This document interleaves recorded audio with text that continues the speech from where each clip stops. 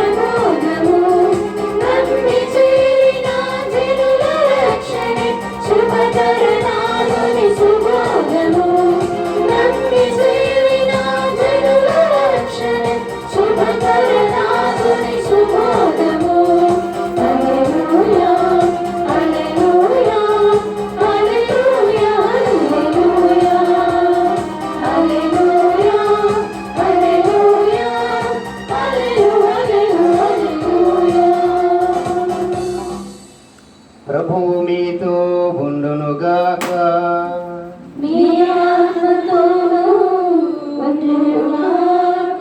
పునీత యోహాను రాసిన క్రీస్తు శుభవార్తలోని భాగము.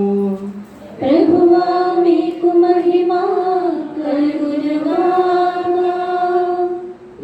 ఇట్లు పలుకుచున్నాడు.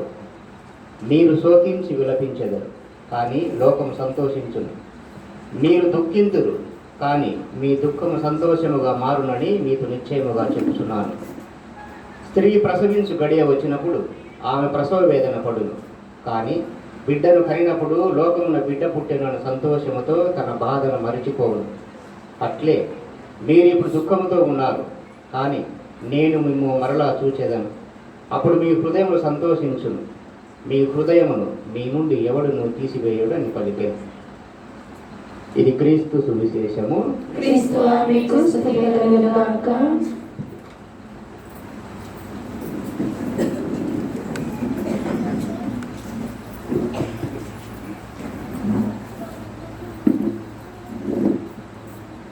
ప్రియమైన సహోదరి సహోదరులారా, ఒకసారి యేసు 12 సంవత్సరాల వయసులో ఉన్నప్పుడు ఆయనను యెరూషలేము దేవాలయానికి ఆయన తల్లిదండ్రులు తీసుకువెళ్ళారు. అక్కడ పండుగ అయిపోయిన తర్వాత వాళ్ళంతా తిరిగి తమ స్వస్థలాలకు సొంత ఊరికి వెళుతూ ఉన్నారు. అయితే బాలయేసు 12 సంవత్సరాల ప్రాయం గల ఈ పిల్లవాడు అక్కడే ఉండిపోయాడు. వాళ్ళ వెంట వెళ్ళలేదు. మా వెంట ఉన్నారని అనుకుంటూ వాళ్ళంతా వెళ్ళిపోయారు, కానీ ఈయన మాత్రం అక్కడే ఉండిపోయాడు. విషయాన్ని గ్రహించినటువంటి తల్లిదండ్రులు తిరిగి దేవాలయానికి యెరూషలేముకు వచ్చినప్పుడు ఆ యెరూషలేములో ఆయన కూర్చొని పెద్ద పెద్ద పండితులతో ఆయన సంభాషిస్తున్నాడు, మాట్లాడుతున్నాడు, ప్రశ్నలు వేస్తున్నాడు. వారికి తెలియని విషయాలను తన వ్యాఖ్యానంతో ఆయన వివరించి చెబుతున్నాడు. 12 సంవత్సరాల బాలుడు తల నిలిచినటువంటి పండితుల మధ్య కూర్చొని వారితో వాదం చేయటం, అలాగే వారికి వివరించి చెప్పడం, ప్రశ్నలు వేయడం, ఇవన్నీ చూసి తల్లిదండ్రులు ఆశ్చర్యపోయారు. అక్కడ ఉన్న వారంతా ఆశ్చర్యపోయారు. అప్పుడు తల్లిదండ్రులు అన్నారు, కుమారా, మీరు మా వెంట వస్తున్నావని అనుకున్నాము, కానీ ఇక్కడే ఉండిపోయావు, ఎందుకు ఇట్లా చేశావు అంటూ వాళ్ళు ఒక మాట అన్నారు. అప్పుడు బాలయేసు అన్న సమాధానము మనందరికీ కూడా కనువిప్పు కలిగించాలి. ఆయన అన్నాడు కదా, ఎందుకు నా కోసం వెతికారు? నేను నా తండ్రి చిత్తం మీద ఉంటాను అని మీకు తెలియదా అని అన్నాడు. నా తండ్రి చిత్తం, పరలోకంలో ఉన్న తండ్రి ఆయనకు ఒక లక్ష్యాన్ని ఇచ్చాడు. ఆ లక్ష్యం మీద నేను ఉంటాను. 12 సంవత్సరాలు కావచ్చు, 3 సంవత్సరాలు కావచ్చు, 30 సంవత్సరాలు కావచ్చు, నా లక్ష్యం మాత్రం ఒకటే. నా తండ్రి నాకు అప్పగించిన బాధ్యతను నేను నెరవేరుస్తాను. ఇది ప్రభు చెప్పినటువంటి, ఆ బాలయేసు చెప్పినటువంటి ఒక వాక్యం. అంటే 12 సంవత్సరాల్లోనే ఆ బాలుడు ఒక లక్ష్యాన్ని ఏర్పరచుకున్నాడు. ఆ లక్ష్యం నుండి ఇక ఎప్పుడు కూడా పక్కకు చూడలేదు, వెనుతిరిగి చూడలేదు. ఎప్పుడు కూడా ఆ లక్ష్యం వైపే ప్రయాణం చేస్తూ ఉన్నాడు. అది మనందరికీ అలవడాలి. ముఖ్యంగా పిల్లలకు అలవడడానికి తల్లిదండ్రులు కృషి చేయాలి. పిల్లలు ఒక లక్ష్యంతో పని చేయాలి, ఒక లక్ష్యంతో చదవాలి, ఒక లక్ష్యంతో పెరగాలి. అందుకే చాలా చోట్ల అడుగుతూ ఉంటారు, 10th క్లాస్ మంచి మార్కులతో పాస్ అయిన వారిని మీరు జీవితంలో ఏమి కావాలని కోరుకుంటున్నారు అంటే వాళ్ళు చెబుతూ ఉంటారు, నేను ఇంజనీర్ కావాలి లేదా డాక్టర్ కావాలి అంటూ వాళ్ళు చెబుతూ ఉంటారు. వారి లక్ష్యాన్ని వారు వివరిస్తూ ఉంటారు. అంటే ఒక లక్ష్యం అనేది ప్రతి ఒక్కరికి ఉండాలి. బాలయేసు తన లక్ష్యాన్ని ఏర్పరచుకున్నట్టు చాలామంది యువకులకు ఈ లక్ష్యం అంటూ ఉండదు. ఏదో తల్లిదండ్రులు చదివిస్తున్నారు, నేను చదువుతున్నాను అని అనుకునే వాళ్ళే ఎక్కువగా ఉంటారు. ఇది చాలా తప్పు. ఒక లక్ష్యం అన్న తర్వాత దాని నుండి వైదొలగకూడదు. మీలో మీకు చాలామంది మహాభారతం తెలిసి ఉంటుంది. మీలో కొందరు హిందూ సోదరులు ఉండవచ్చు, అలాగే క్రైస్తవ సోదరులకు మహాభారతం తెలిసి ఉండవచ్చు. నేను ఒక ప్రశ్న వేస్తాను, సమాధానం చెప్పండి. పంచ పాండవులు అని వాళ్ళని ఎందుకు అన్నారు? 5 మందియా? అది కాదంట, వాళ్ళందరూ పంచెలు కట్టుకొని ఉంటారట, అందుకని పంచ పాండవులు అన్నారు. నిజమే కదా, ప్యాంట్ వేసుకుంటే ప్యాంటు పాండవులు అనేవాళ్ళే. సరే, పంచ పాండవులలో మధ్యముడు అర్జునుడు. అర్జునుడు తన చిన్న ప్రాయంలో ఉన్నప్పుడు వాళ్ళ గురువు గారు ఒక పరీక్ష పెట్టారు. ఒక ఎత్తైన గుబురుగా ఉన్న చెట్టు మీద ఒక పక్షిని ఉంచారు. పక్షిని ఉంచి అందరిని పిలిచాడు. బాణలందరినీ పిలిపించి వాళ్ళ చేతికి విల్లు బాణాలు ఇచ్చారు. ముందుగా దుర్యోధనుని పిలిచారు. పిలిచి అందరికీ చెప్పాడు, ఆ పక్షిని చూశారా, ఆ పక్షి కన్ను మీద బాణంతో కొట్టాలి, అప్పుడు అది కింద పడుతుంది అని అన్నారు.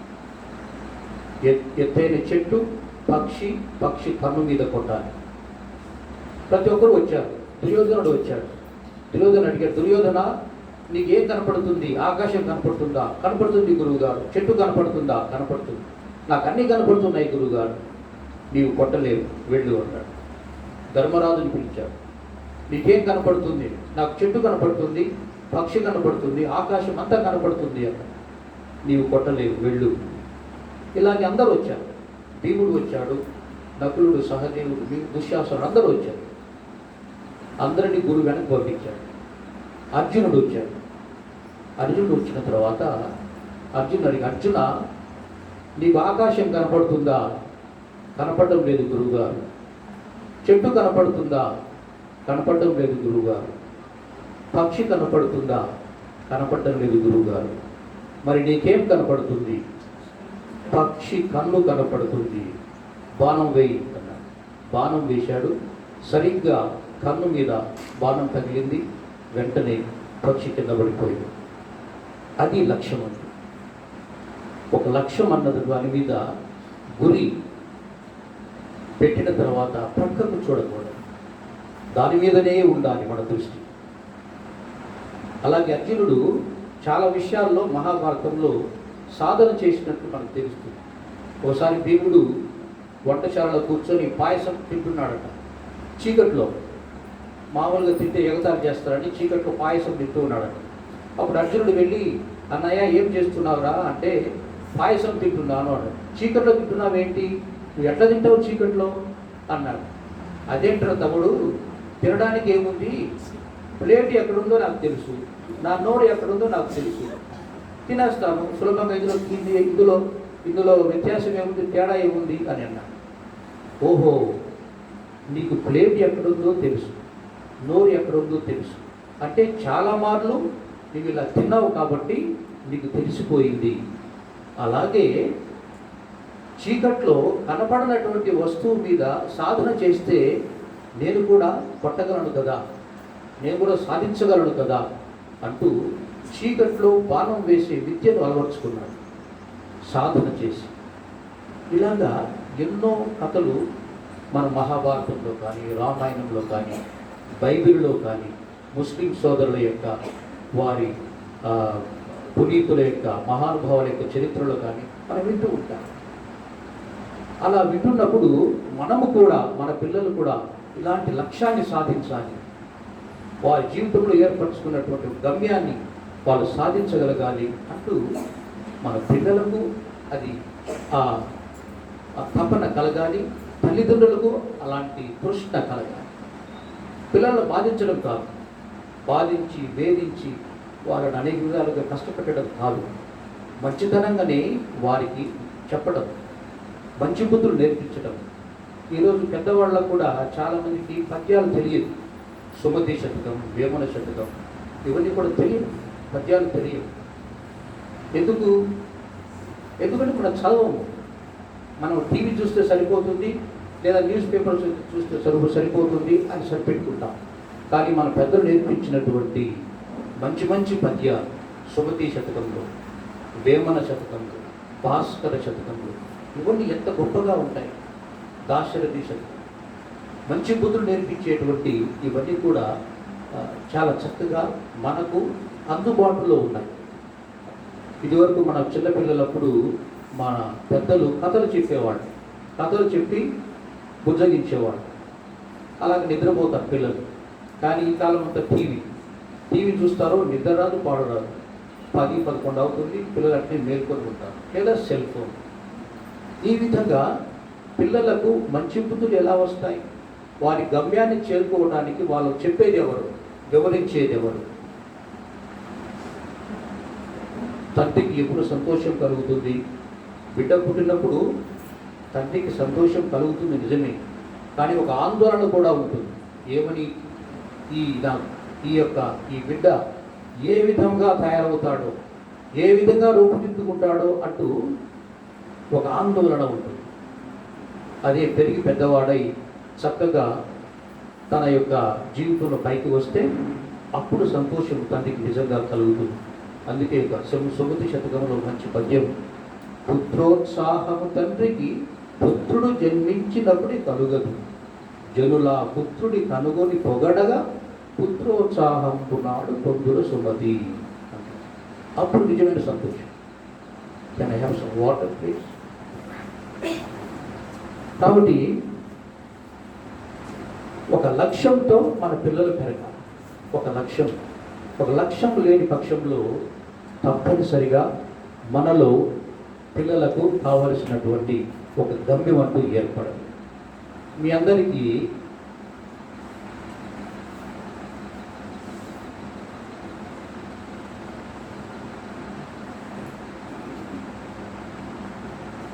అబ్దుల్ కలాం మహానుభావుడు తెలిసే ఉంటుంది కదా. అబ్దుల్ కలాం ఈయన చాలా పేదవాడు. అప్పుడు ఆ కాలంలో యుద్ధం వచ్చినప్పుడు, రెండవ ప్రపంచ యుద్ధం సమయంలో ఈయన ఇంటింటికి తిరిగి న్యూస్ పేపర్ వేస్తూ బ్రతికేవాడు. న్యూస్ పేపర్ వేస్తూ వాళ్ళు ఇచ్చిన డబ్బుతో చదువుకునేవాడు. ఆయనకు అన్న తల్లి ఉండేవాడు. యుద్ధ సమయంలో ఏం చేస్తారంటే, మనకు రేషన్ ఇస్తారు. అప్పుడు గవర్నమెంటే ఇస్తుంది, కొద్దిగా ఇస్తుంది. ఎందుకంటే సరుకులు అయిపోతే మళ్ళీ బ్రతకలేరు కదా, అందుకని కొద్దిగా రేషన్ ఇస్తారన్నమాట. వాళ్ళకు కూడా రేషన్ ఇచ్చేవారు. ఒకసారి అబ్దుల్ కలాం ఇంటికి వచ్చినప్పుడు తల్లి రొట్టెలు పెట్టింది, అంటే చపాతీ చేసి పెట్టింది. 2 చపాతీలు ఆవరావరు మనం తినేశాడు అబ్దుల్ కలాం పిల్లవాడు. తినేసి చాలా బాగుందమ్మా అంటూ అమ్మకు చెప్పాడు. అమ్మ కూడా ఎంతో సంతృప్తి పొంది సంతోషంతో వెళ్ళి పాత్రను కడిగేసి, ఈ అబ్బాయి అన్న దగ్గర వచ్చి పడుకోవడానికి వచ్చాడు. అప్పుడు అన్న అన్నాడు, ఒరే ఎంత పొరపాటు చేశావురా అన్నాడు. నేనేం పొరపాటు చేశాను అన్న. నీకు తెలుసు కదా, రేషన్ ఇస్తారు గవర్నమెంట్ వాళ్ళు. అమ్మ 3 రొట్టెలు చేసింది, అందులో ఒక రొట్టె నేను తిన్నాను, 2 రొట్టెలు ఉన్నాయి, ఆ 2 రొట్టెలు నువ్వు తినేశావు, మరి అమ్మ ఏం తింటుంది అని అన్న. అప్పుడు అర్థమైంది తల్లి ప్రేమ ఏమిటో అబ్దుల్ కలాం. ఇగ్నైట్ మైండ్స్ అన్నటువంటి దాంట్లో ఆయన వివరిస్తారు, ఈ విధంగా రాస్తారు. తల్లి ప్రేమ ఏమిటో అర్థమైంది. అప్పటి నుంచి ఆమెను ఎంత గొప్పగా చూసుకోవాలో ఒక లక్ష్యంగా ఏర్పాటు చేసుకొని తన జీవితంలో ఆమె ఎంతో గొప్పగా ఆమెను చూసుకొని తన రుణం తీర్చుకున్నాడు. ఈ విధంగా జీవితంలో అనేక విధాలుగా పైకి వచ్చినటువంటి వాళ్ళు మనకు ఒక స్ఫూర్తిని చూపిస్తారు, ఒక స్ఫూర్తిని నింపుతారు. అలాగా మన పిల్లలు కూడా పెరగాలి అని మనకుంటారు. సహోదరులారా, ఈనాడు ప్రపంచమంతా కూడా అనేక విధాలుగా అభివృద్ధి చెందుతూ ఉంది చాలా విషయాలలో. కానీ నైతిక విలువలు దిగజారిపోతున్నాయి. విలువలు బోధించాలి, పిల్లలకు విలువలు బోధించాలి, మంచి విలువలు బోధించాలి. స్త్రీలను ఎలా గౌరవించాలో నేర్పించాలి. స్త్రీలను గౌరవించేటువంటి ఆ సాంప్రదాయము, ఆ విలువలు చాలా తక్కువైపోతున్నాయి మన సమాజంలో మనం చూస్తున్నాం. కాబట్టి పిల్లలకు ఎలా స్త్రీని గౌరవించాలి, అలాగే స్త్రీలకు ఎలా ప్రవర్తించాలి చిన్నపిల్లలు నేర్పించగలరు. ఈ విధంగా ఉన్నప్పుడే ఒక మంచి లక్ష్యంతో, ఒక మంచి గమ్యంతో పిల్లలు పెరుగుతారు. అప్పుడు మనకు సంతోషం వేస్తుంది. ఈరోజు మనం జరుపుకున్నటువంటి ఈ పండుగలో సిఎంసి సిస్టర్స్ వారు 25 సంవత్సరాలుగా ఇక్కడ ఈ పని చేశారు అంటే నాకు ఆశ్చర్యం వేస్తుంది. 96 నేను గురువు అయినటువంటి అప్పుడు యువ గురువుగా ఉన్నప్పుడు కొంతమంది సిస్టర్స్ చూశాను ఇక్కడ. వీళ్ళు ఈ ప్రాంతంలో ఏ విధంగా వీళ్ళు మనగలుగుతారో, ఏ విధంగా వీళ్ళు పైకి వస్తారో అంటూ ఆశ్చర్యం వేసేది.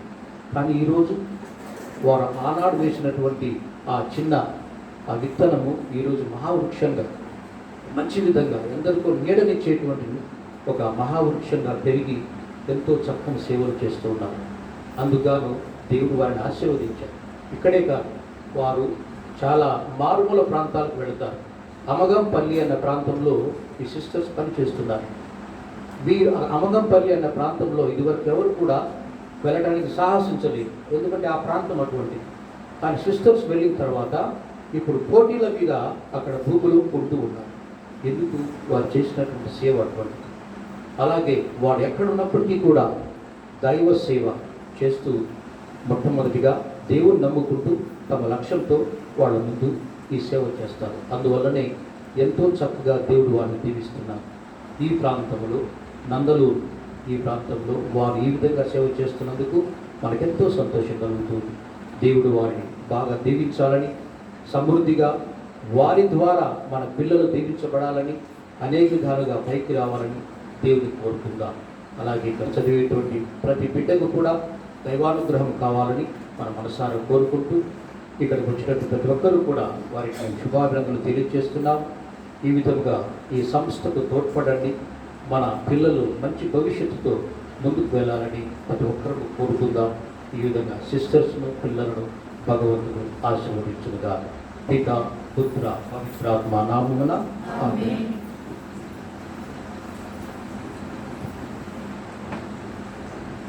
అందరూ లేచి దేవుని విశ్వాసాన్ని ప్రకటించుదాము.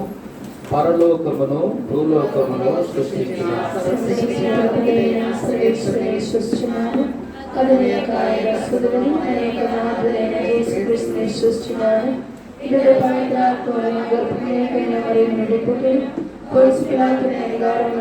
పాటుపడి స్త్రీ మీద పట్టుబడి మరణము పొంది సమాధిలో ఉంచబడను. పరాముని తిరిగి 3వ నాడు చనిపోయిన వారిలో నుండి లేచెను. పరలోకమునికి ఎక్కి సర్వశక్తి అయిన సర్వేశ్వరుని కుడి ప్రక్కన కూర్చుని ఉన్నాడు. అక్కడ నుండి జీవించే వారికి చనిపోయిన వారికి తీర్పు చేయుటకు వచ్చును.